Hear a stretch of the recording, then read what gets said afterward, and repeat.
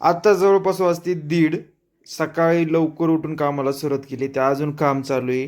काम काम काम थोडं थांब असं म्हणून व्हिडिओला सुरुवात केलेली आहे.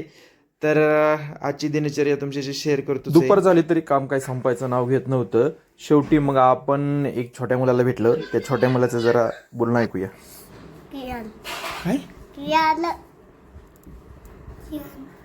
जियान? कियान अरे कसलं असलं नाव आहे तुझं? पटपट कितवीला आहेस तू? बहु पाचवीला. अरे बापरे, वनचं स्पेलिंग सांग.